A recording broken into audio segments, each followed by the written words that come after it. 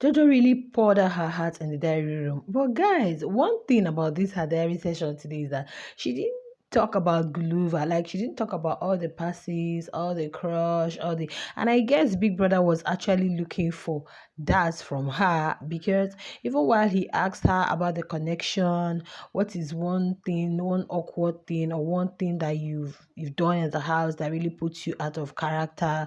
I was thinking that yeah, Biggie was actually referring to the host with Guluva stuff, and Biggie was expecting her to actually answer. But then, guys, Jojo was just saying, could it be that she was lying, or could it? Well, she mentioned to us that she is an honest person, and her dad always tell her that honesty wins, right? But then, now let's look at it. You're back onto another update. I hope you guys are okay.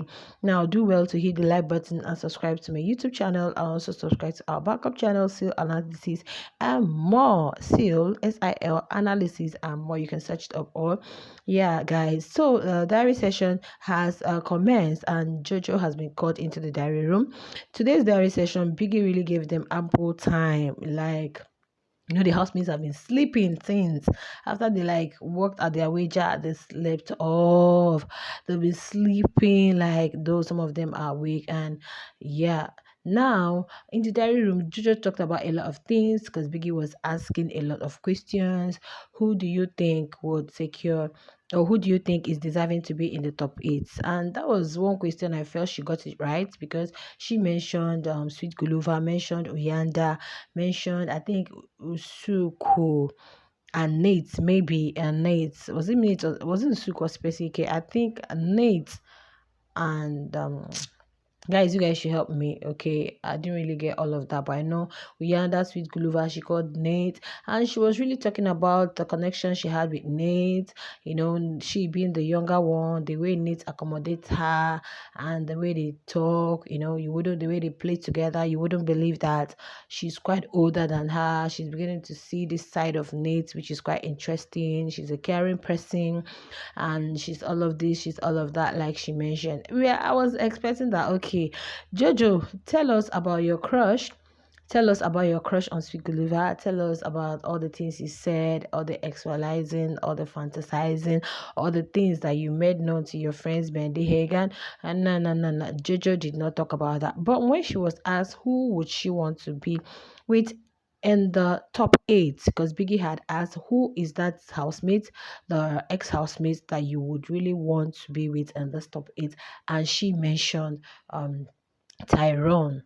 Yeah, I think herself and Tyrone, she talked about Tyrone and Swiss and said they were the people she was more closer to in the house. And I'm like, whoa, so what were you doing with Sweet Gulliver? Where you were just playing, or were you just trying out to see if he was going to fall or if he was going to abandon Ashley? Because it's not making sense to me at this point. But then it is what it is. Okay, so she mentioned that Nate is closer to the people she was closer with. That's Tyrone and Swiss, and that was exactly why she felt there is that connection. She's getting more connected to Nate, and she's beginning to see the side of Nate she actually loves and fancies. Guys, and now coming to other questions that Biggie actually asked her, if there's tension in the house, what's happening in the house, and all of that. She talked about is really among the females. Like, guys, I was able to get the whole Nsuku and Sipesige story from her, though she said something about the guys. She said the guys in the house do not have problem because it seems the three of them have always been vibing together from day one. So right now they are kind of like more chill. They don't have issues, but it's with the ladies, and that is between Nsuku and Sipesike, which really started from the whole jacuzzi stuff. In fact, she told Biggie that Biggie actually stirred the pot in this situation because Nsuku and Sipesike have this face of, they are not really close. They haven't really been that, they've not connected, okay? And at the end of the day, this debate or argument came up about unemployment and all of that. And one of the, Nsuku hasn't been employed, and she felt, oh, CPCK was kind of like disrespectful to her. CPCK was, saying a whole lot of things.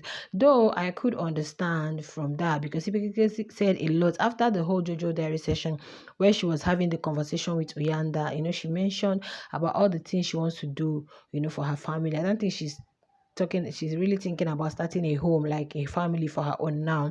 She just feels like she needs to feed something at her home. So you could see that she didn't really have the opportunity kind of like growing up, but when she started working, she was able to provide some of the things which she couldn't really afford for herself. Like she said, she began to know privacy when she got employed and started staying alone.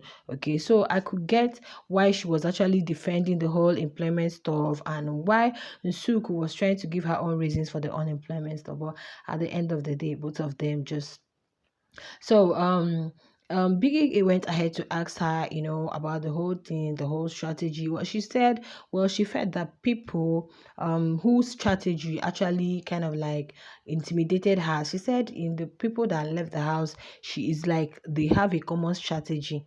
They just have a common strategy. But for her, she doesn't think that unhealthy competition is okay.